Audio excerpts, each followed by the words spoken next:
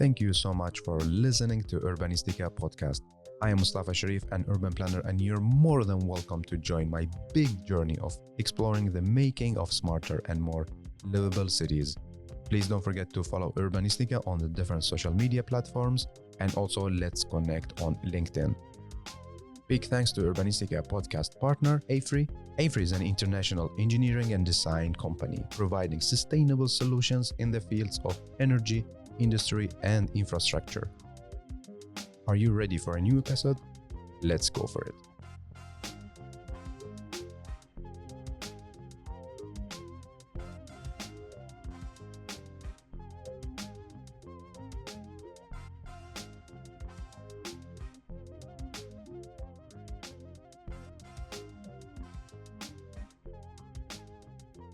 Today we have a new story and we have an amazing storyteller.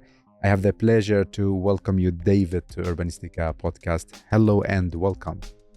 Hello, it's nice to see you and wonderful to be here. Yes, tell me, how are you doing? I'm doing great. Yeah? Summertime, beautiful out. Yeah, I can see from the video like this is like the sun is shining. Yeah, I had to position myself in the room to try to avoid it a little bit. But too much sun, Yeah. can't complain. David, where are you now? I'm in New York City. Yeah, that's beautiful. And I can't wait to start to talk about the story because we had like a plan to do it, but we couldn't manage to book a time. But now it's time to hear all the details. I hope you're ready. I'm ready. Yes. So, David, we are going to talk about the Asphalt Art Initiative and the projects and how does it affect the cities and so on. But first, like take us back in time and tell us about like the background of this initiative. Sure. So the Asphalt Art Initiative is a program of Bloomberg Philanthropies, which is the foundation that encompasses all of the philanthropic giving of Mike Bloomberg. And Mike Bloomberg was mayor of New York City for 12 years. Yeah. And so a lot of his philanthropic giving is around cities. And really, the impetus for this initiative harkens back to when he was mayor, and he and his transportation commissioner, Jeanette Sadik Khan, were seeing missed opportunities on New York City streets for making them more welcoming, more walkable, safer for the people who are using them every day. And so they started thinking of creative ways to address those problems, and ways that maybe were a little less expensive, faster to implement, ways of testing out different improvements. And so they started bringing artists on board. And one of the biggest, most prominent projects that they did was in Times Square, the heart of New York City, a place where there are thousands and thousands of visitors every day. And if you visited Times Square 20 years ago, you would be faced with a ton of traffic, cars driving through narrow sidewalks. It really wasn't that pleasant to visit, even though everybody wanted to be there. And so they shut down a section of Broadway and commissioned an artist to paint a mural on the street. They brought in some chairs and tables, closed it off to cars, and tested out what would happen. And they found that there was a significant drop in the number of collisions between cars and pedestrians. They found that a ton of people were using this space, that the businesses in the area were having increased revenue. And it was kind of a no-brainer, and the city ended up permanently pedestrianizing the space. Wow. And so that is a large-scale example, but since then, both in New York City and now in cities around the country and around the world, Jeanette and her team, and I'm on the arts team at Bloomberg, and so my boss, Kate Levin, who was his culture commissioner, have been working together to bring this kind of creative street improvement to all sorts of communities. And so it's now not only in New York, right? That's right. Yeah. Yeah, we have now, through the Asphalt Art Initiative, worked in 90 cities in North America and in Europe. Yeah. And it's been a great learning experience for us because every project has its own local context, Yeah. its own challenges it's trying to address, its own impacts it might have. And it's a great testing ground for what kinds of great ideas are out there. Exactly. David, how does the process works? Like, do you select a city, or cities apply for this, or how does it work? Like the logistics behind the scenes. We've had a number of rounds of applications, so they're open to all sorts of cities, usually within a geographic area, and then we take on a cohort of grantees, provide each of them with a monetary grant and some technical assistance. So we have workshops, we have consultants who can work with them to help with engineering drawings or community engagement plans or the like. And it's been great. And what's nice is there's also some peer-to-peer exchange. So some cities might be using a certain kind of paint, and another city wants to ask them for questions about that. Or a different city is having a challenge convincing their city officials or engineers of a certain type of improvement, and so they can work with other city examples and bring those to move the needle. Yeah. Did you see like there is a huge difference between how the approach of cities in Europe compared to the US, or? Not a huge difference. Some of the streetscapes are different in European cities that are much older, that were designed before cars. From my perspective, I think many European cities are a lot farther along when it comes to placemaking and walkability than many American cities. We have done some projects in the US, in Houston, Texas, or cities where there are 6-lane roads in the middle of the city, and the streets are really designed to get cars from one place to another to bypass a neighborhood. And so those type of improvements and that type of focus is pretty different than when you're working with narrow streets with a different kind of focus in some of the European cities. But from a placemaking perspective, I'd say our European cohort had some of the strongest impacts. Yeah.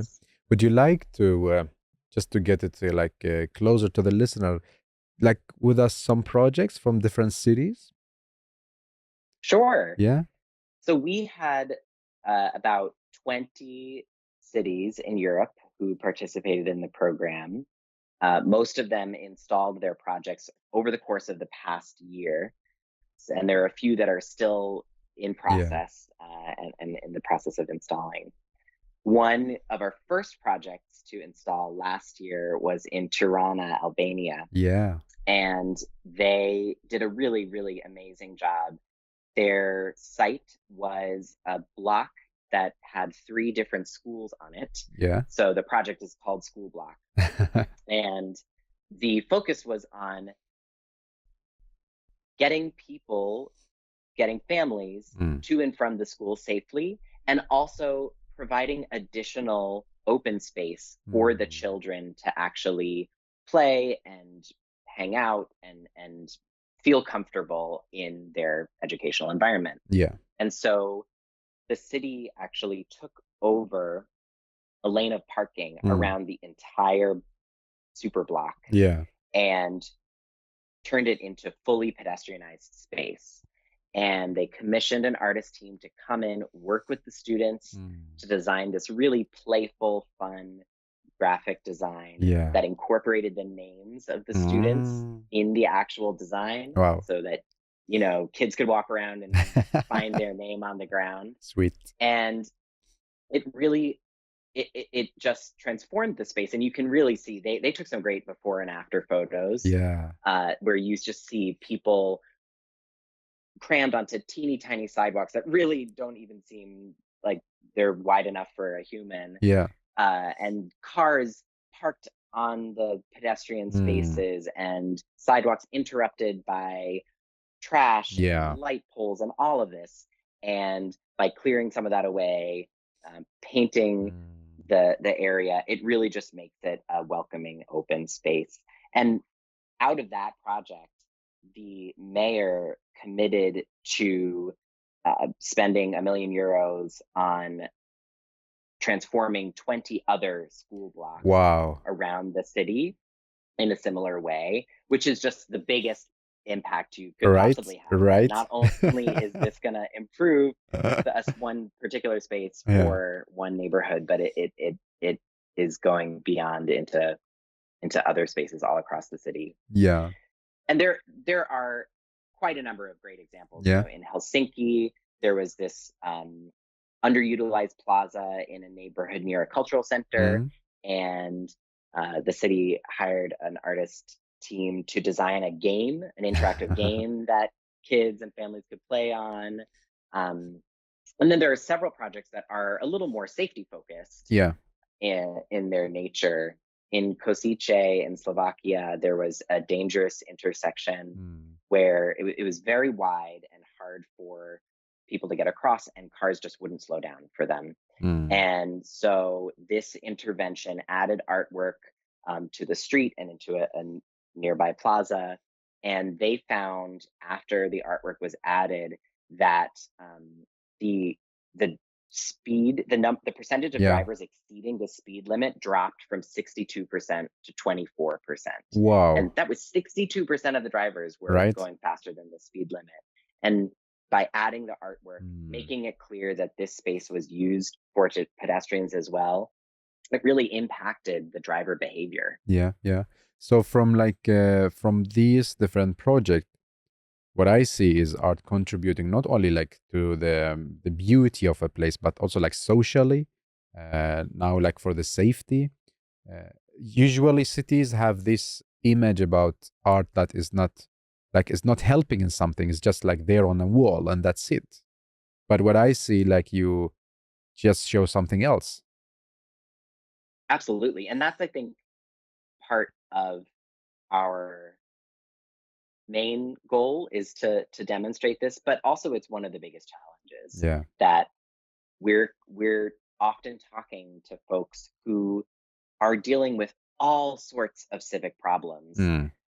City officials, engineers who are trying to make public space, safe for folks, Yeah. get people from point A to point B, trying to allow for people to access amenities, for fire trucks to get where they Mm. need to go, for trash Yeah. pickup to happen. All of these competing interests Yeah. that art seems anywhere from a nice to have little beautification thing that doesn't really matter, Mm. all the way on the spectrum to kind of a nuisance that gets in the way. Yeah. And we're trying to show that actually art can provide creative solutions to those very challenges that Right. are top of mind for all of these city practitioners. Mm. And that it's not just putting lipstick on a problem. There are actionable impacts Exactly. and meaningful results Mm. that really impact the way people experience their city. Yeah. Do you like cities who are applying for the initiative? Like, is it the I want to figure out like what makes some cities apply and what makes some cities not apply. Is it because of the leadership or what do you think? It's hard to know because we are only talking to the cities that are applying for the most part. But we do hear some stories from folks during the application periods where there maybe is a community group or an arts organization that wants to create a mural on their street, and they're getting pushback from city officials who either don't understand what the impact might be or think that art on the street might actually be dangerous. Mm. There's this I think, common perception that, oh, well, if you paint this art on a street or next to a space where people are driving, that drivers are going to get distracted by the art and be more likely to have a collision. But No. the data does not back that up, that it actually makes drivers more cautious, more conscious of where they're driving, conscious of the area as being a space not only for drivers, but also for people walking or cycling or using other modes of transportation. And, there was this project in Baltimore in the US that really stuck with me because it was, again, putting art in intersections around a school. And it was in a really under-resourced neighborhood that was near downtown Baltimore.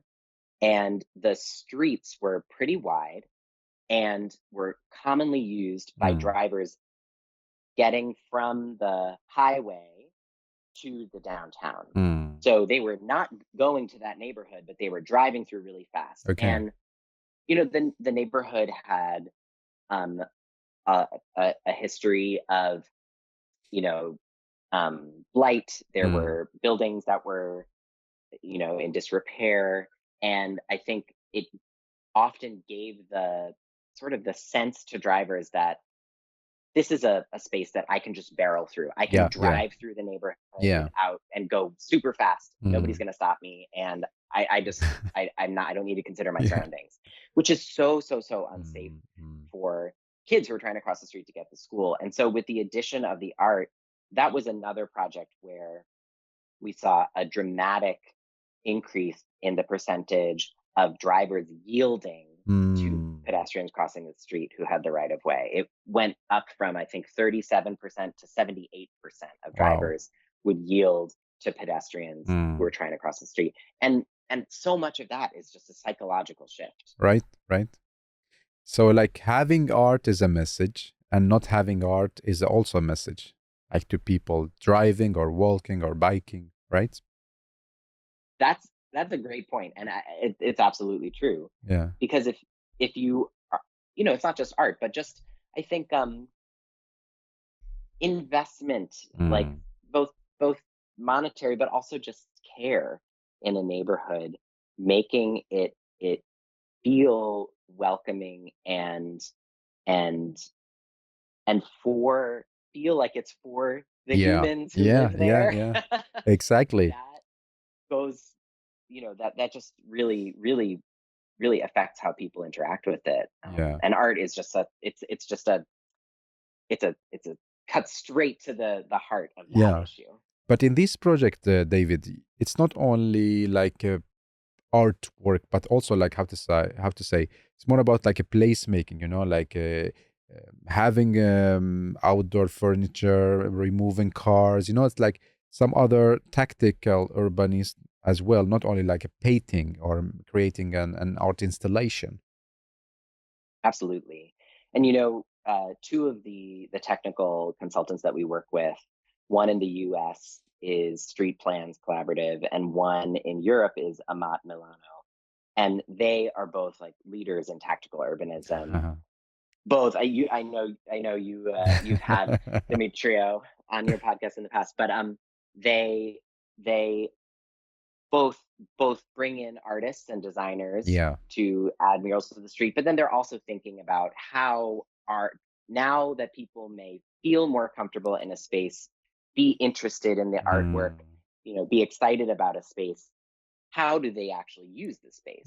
What do they want to see? Does that mean benches? Does that mean shade? Does that mean equipment for playing or exercising? Does that mean space for programming or performances or a farmer's market? There are so many different ways that people use public space, and often that requires something beyond just a mural on the street.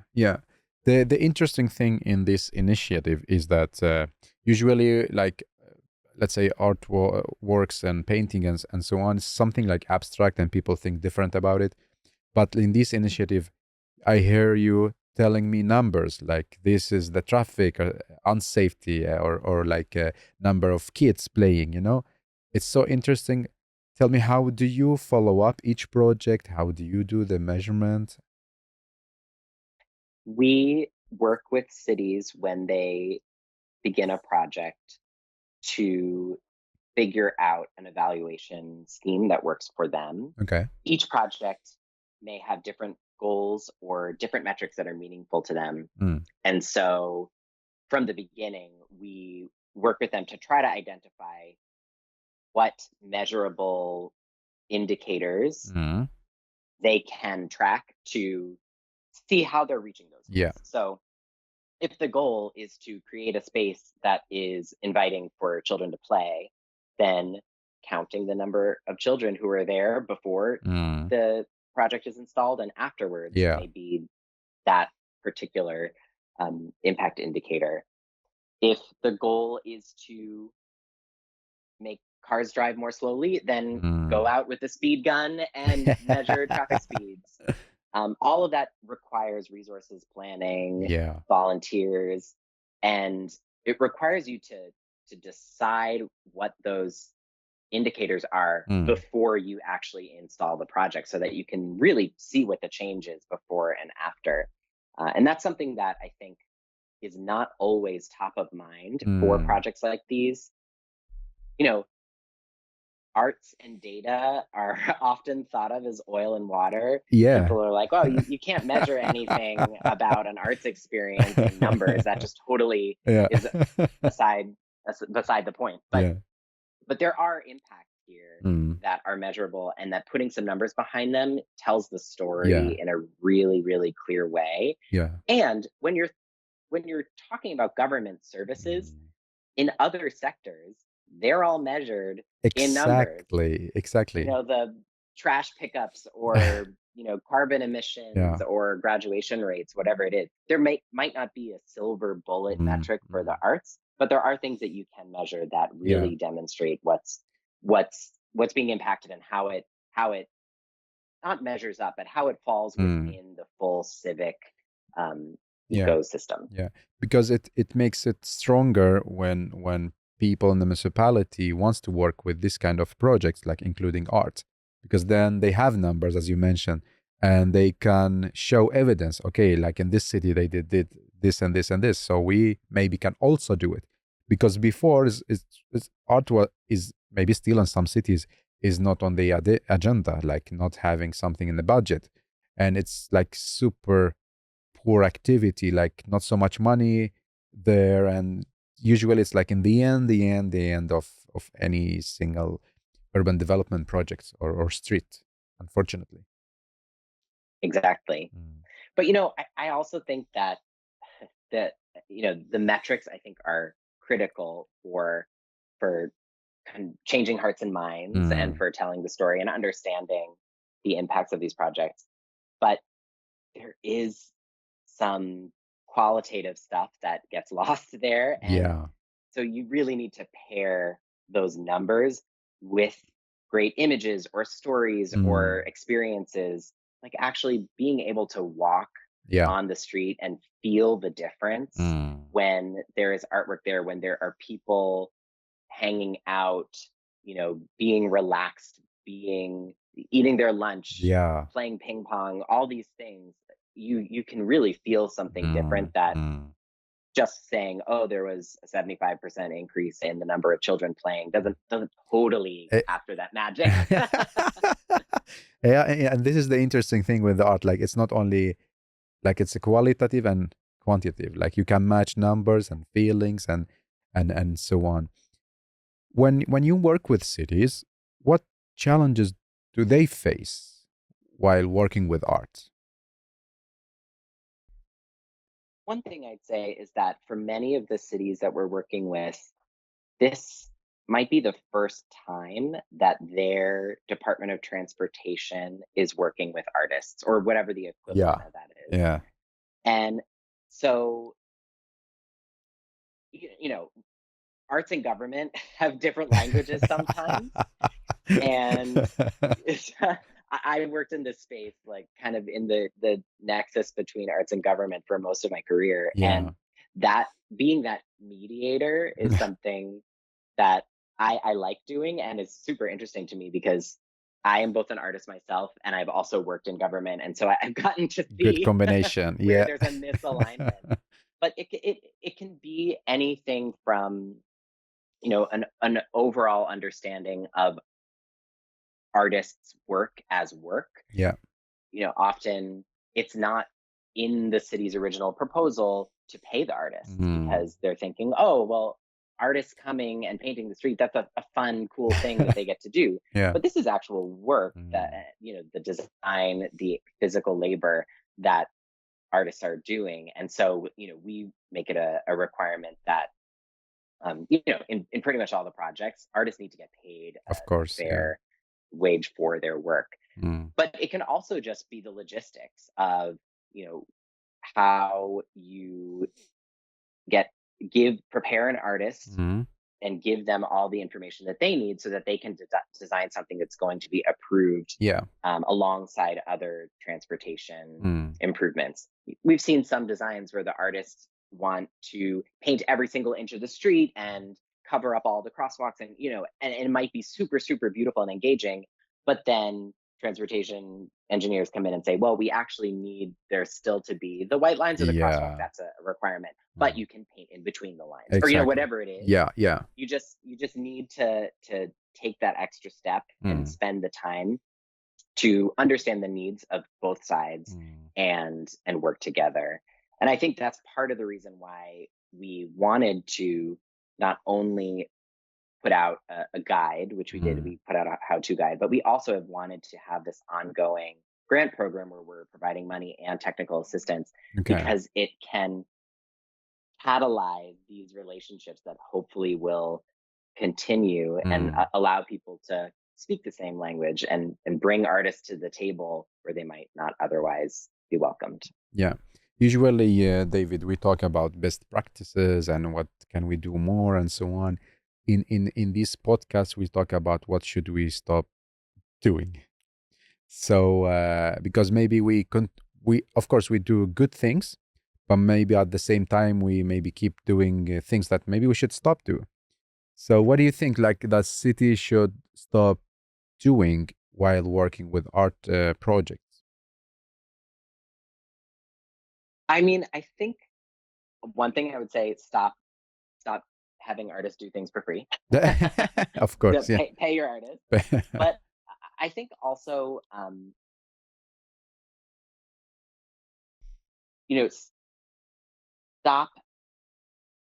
stopping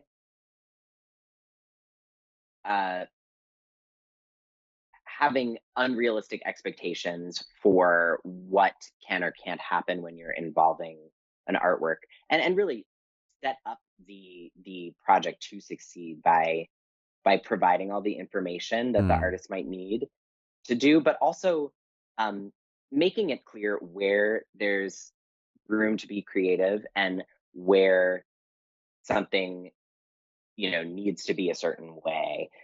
Artists will bring the creativity. They'll bring awesome ideas that you might not get otherwise at a city agency.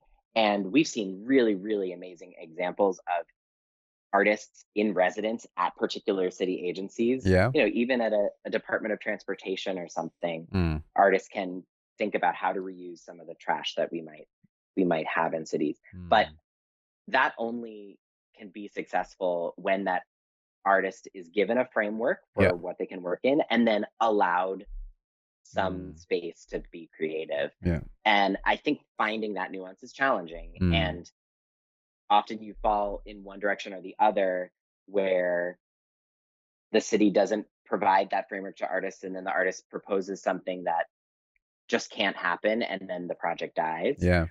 Or the city is over prescriptive and says, this is exactly what we want. And then you end up with an art project that maybe isn't that compelling or interesting.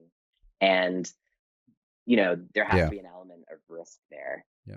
David, when you mentioned that having unrealistic image or goals or expectation, can you elaborate more about it?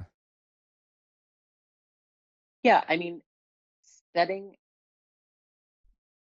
realistic goals, I think, is important because it can bring everyone together around what you're all trying to do.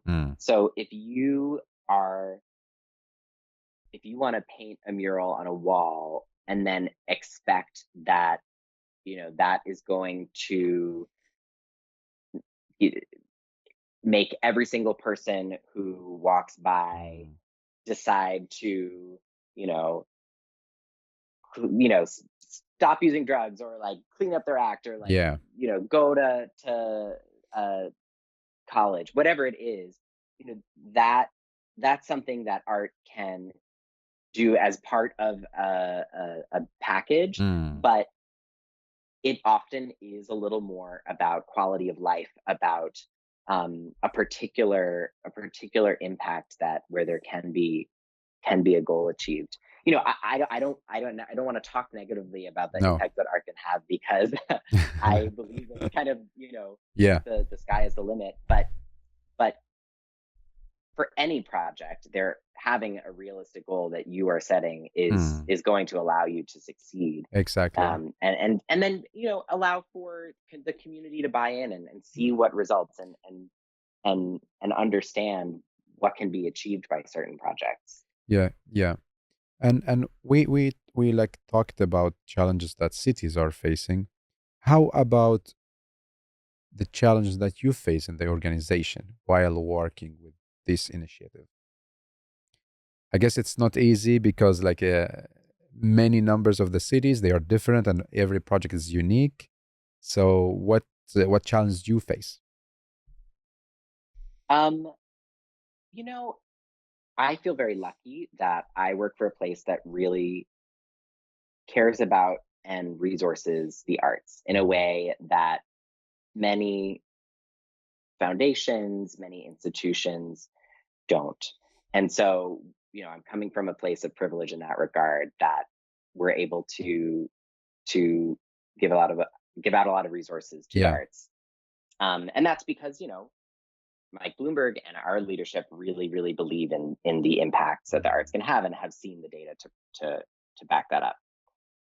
I think that changing hearts and minds is a big challenge, and that can be in all sorts of levels. So we talked a lot today about city officials not necessarily understanding the impact of, or the benefits that arts can have. But in the US, we actually saw that baked into the federal guidelines for road safety. Yeah. And we kept on bumping up against local traffic engineers who would point to the federal guidelines and say, oh, they say you should only include traffic safety markings on the street and you shouldn't include any other colors. That's their recommendation. Yeah. And so I'm just going to go with that. I'm not even going to have the conversation. And that's really hard, because that assertion on the guidelines was not based on research. It was based on whatever assumptions that were made, that were coming from the perspective of drivers, probably. Yeah. But, we had a big win this past year in that the Federal Highway Administration and the U.S. Department of Transportation updated the guidelines, and they included asphalt art as a possible practical solution for the first time. And, it wasn't all embracing of every kind of asphalt art, but it was saying, this is something that you could consider. Yeah. These are the types of art projects that we think could work. These are ones where there needs to be more research about. It was really, really great, because it kind of took away that roadblock that we had where there was this outdated guideline that folks were pointing to and was blocking projects. So I think there's a lot more work in that vein to be done, and we have that success in the US, but that's not always the case in every country that we work in. And that's why we keep going, and we're continuing to support more projects and explore and understand what works, what doesn't work, and what is most convincing. Yeah. David, how is it when it comes to the art project? Like, do you have guidelines? Do you go through what they want to draw before they paint, or how is it there? Because like I know, as we also talked about in the beginning of this episode, many cities are very careful with commissioning artists. Sometimes maybe artists, they are like um, paint something bold that the city officials don't like it and become like a huge problem. So how do you, what is your take on this part? We do a lot of work with cities on the process Yeah. for involving community members and picking an artist and developing a design. And there are many different ways of doing that. Yeah. We sometimes see artists producing designs, and then the community votes or the selection Mhm. panel votes on a specific design. And sometimes the artist is chosen without a design, and then they work with community members to develop the design together. Mm. As in my example that I mentioned in Yeah. Tirana, where the artist team was selected, and then they worked with students to create the design and incorporate all their names and everything. Yeah. So those processes are often some of the most inspiring parts of the project, where you actually see the engagement of Yeah. people in or the surrounding area, and that often leads to artwork that the city and the community are happy with because they've been involved. Folks have been involved in the production of it.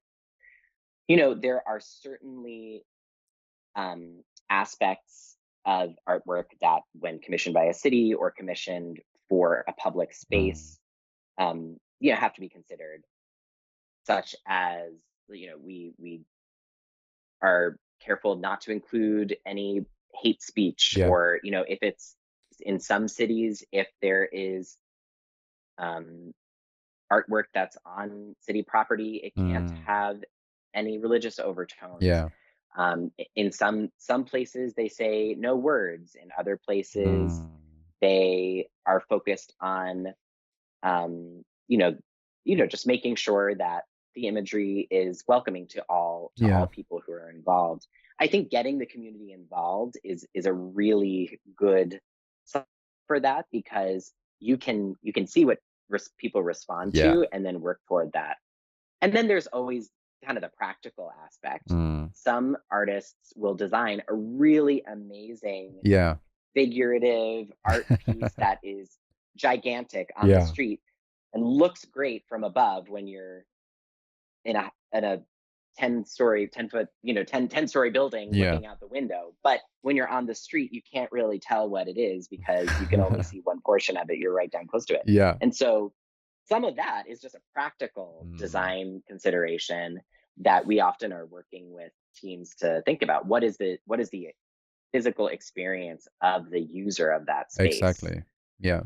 And I think, as you mentioned, one of the key elements involving communities, because then you will listen to the reality, like what the community like values, needs, dreams. So it's like a key element in the process.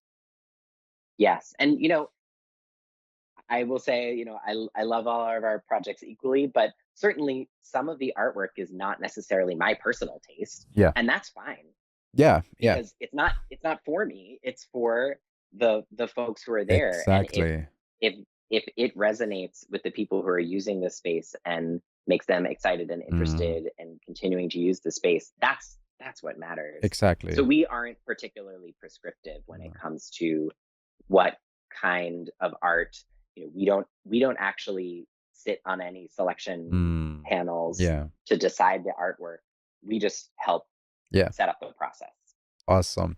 So what is happening? It started in New York, then in America, now to Europe. Tell me, what is next? What is going to happen? What is on your agenda?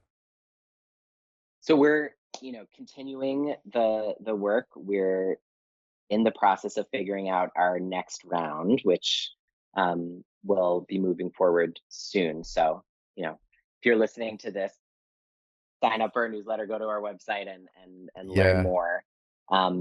But yeah, we're just trying to keep up the work and explore these kinds of projects in new and different cities.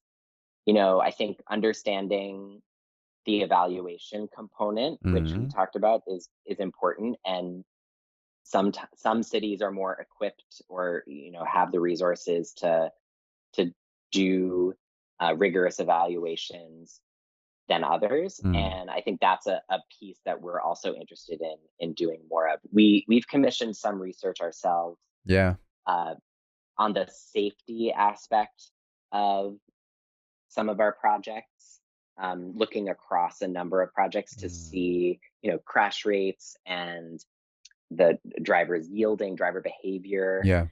And that was very compelling. And I think we're interested in doing more of that on the placemaking side as well, looking at those kind of indicators across cities and trying to understand the myriad impacts that these kind of projects can happen and can have. And so continuing that work, working in new cities or even cities that we've worked in before and going deeper, I think is a priority. Great. So a lot of people are listening to you working with the city development. So we're gonna also add the links and so on, so they can read more and apply. You mentioned there are evaluation criteria and so on. But later, let's say when a city win and move further in the process, if you mention maybe 3 key elements of a successful project, what is it? Is it leadership? Is it a creative artist? What do you think, based on what you have been working with? 3 key elements.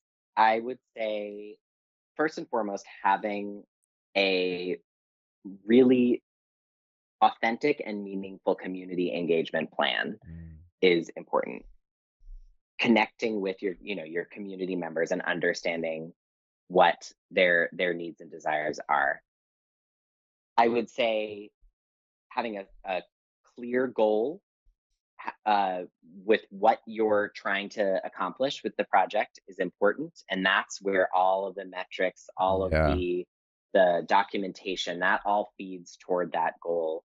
To understand, we're trying to make it safer for pedestrians. We're trying to activate this public space, whatever it is. And third, I would say having strong communication between all of the partners. Okay.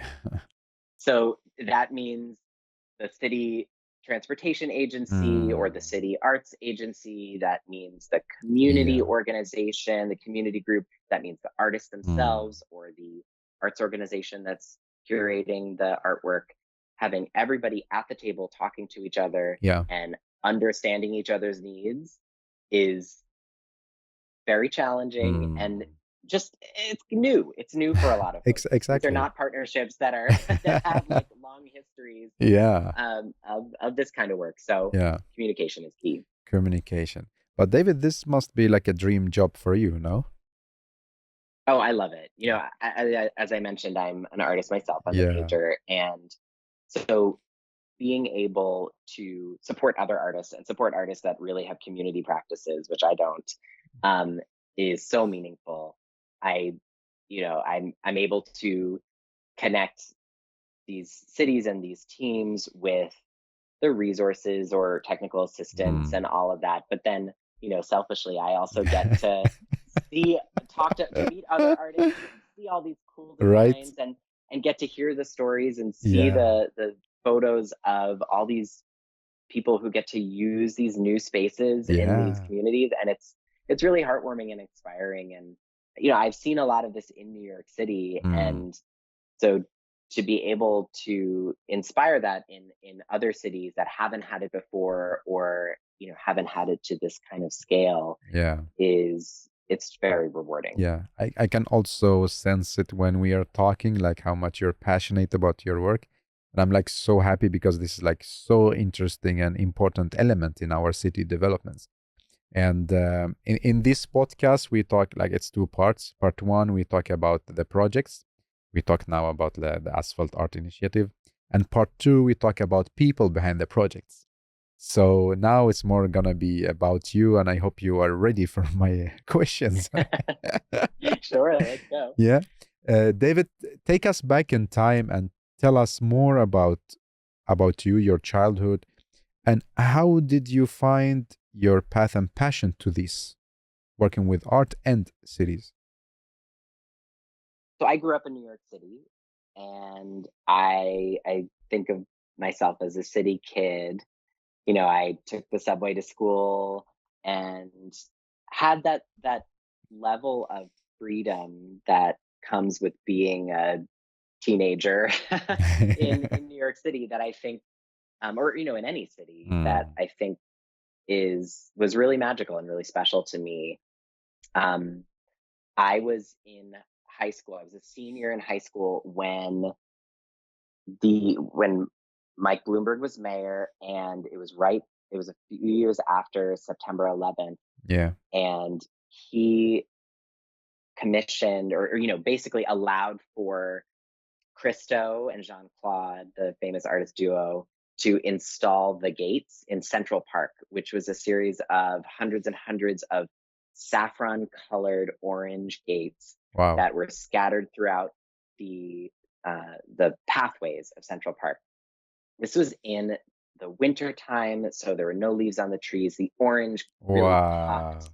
And I went to high school uh, in on the Upper East Side at Hunter College High School, and I was 2 blocks Mm. from the park. And so, after school, or during lunchtime, we would go into the park and hang out. And being Yeah. able to see the park transformed by this really cool and surprising Yeah.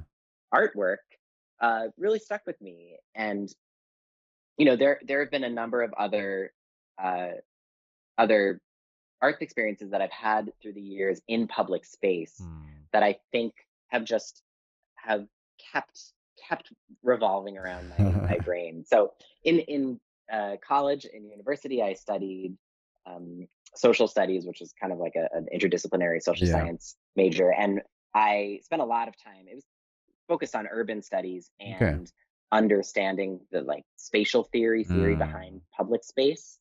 I my senior thesis was on public pranks in in Yeah, public yeah, spaces. yeah. And so I've always just been interested in that. I My first job out of college was at a landscape architecture firm that did the Mm. design for Brooklyn Bridge Park and Yeah. um, the Arch grounds in St. Louis. Like big open public Yes. spaces and parks. And I've continued following that and been very interested in that kind of work, and that's carried through for me.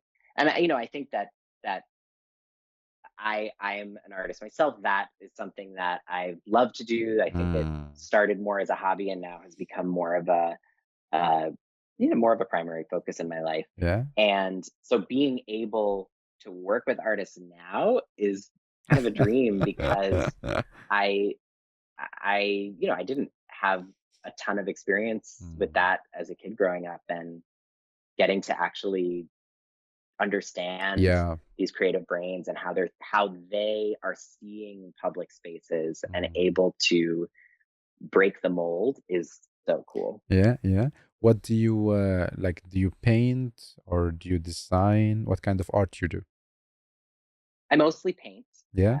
mostly colorful portraits of people. Oh. I haven't been painting as much recently because I just had a baby daughter, which Oh. is wonderful. I have made my first painting of her, so I Beautiful. feel like Yeah. Yeah, yeah, that was exactly. good. But and then I also sew. I create little creatures and little odd sewing projects, but Yeah. um, my sewing machine has been a little dormant lately.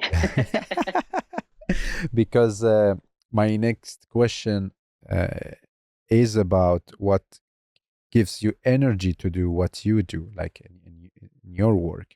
And I guess it's a lot to do with the, like, you get inspiration from the artist, from the projects, right? Absolutely, Mm. yeah. Getting to work with artists and getting to see great ideas actually play out in a cool and surprising way. I think the element of surprise is so important and it's so delightful. It just Yeah. makes you feel like anything can happen. Mm. And that definitely inspires me. Um, I worked on this wonderful project not through the Asphalt Art Initiative, but through my other work at Bloomberg that was in Newark, New Jersey, which is a city that's best known for its international airport, but is actually a really beautiful, wonderful city with a great history of activism and art making. And the city wanted to commission a new monument honoring Harriet Tubman and the Underground Railroad, which was the pathway to freedom for many enslaved individuals from the South to the North back in the 1800s. And it passed through Newark, and there was no public memorial to that. And so I helped them design a commissioning process. They chose an artist, Nina Cook-John, who is based in New Jersey, who designed a monument that is so not a traditional monument. It is not just a statue on a pedestal that you look at once or just walk by and ignore. It is this inviting space that has, it's like this circular, almost sacred room that has seating involved in it. It has an educational wall. It has a sound experience that goes with it.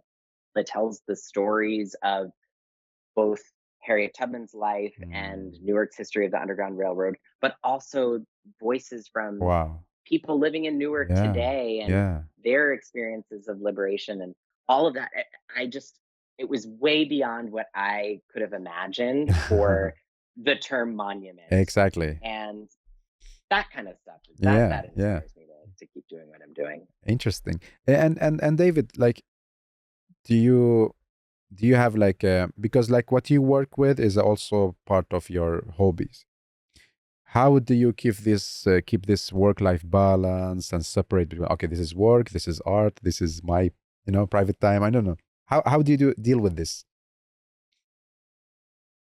It is interrelated, but certainly, like personally, it does feel like kind of two parts of my brain.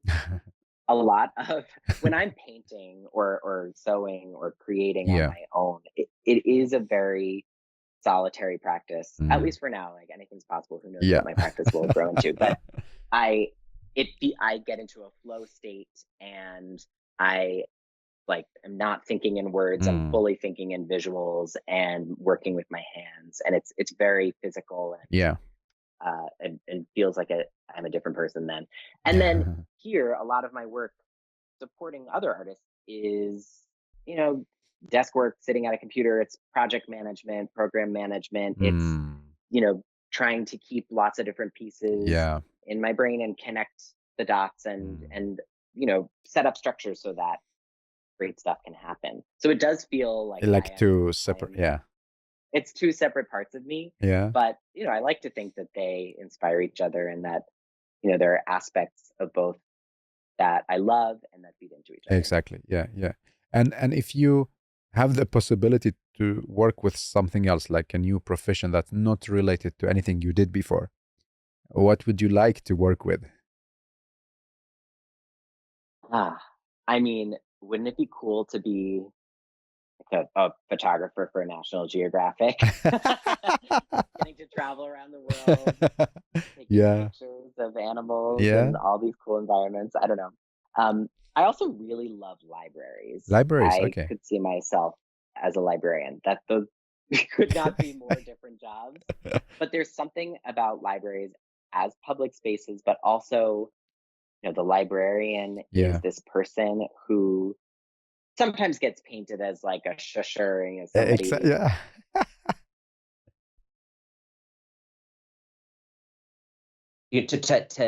To think about how you can learn and help you find cool new things, and they can be like a detective. Exactly. So I do one of those too. So interesting. So before moving to the last question, I have the last question in this chapter. Like in the future, let's say 100 years from now, what would you like people to say about you, to read about you, to associate you with? What do you want to leave behind you as a David?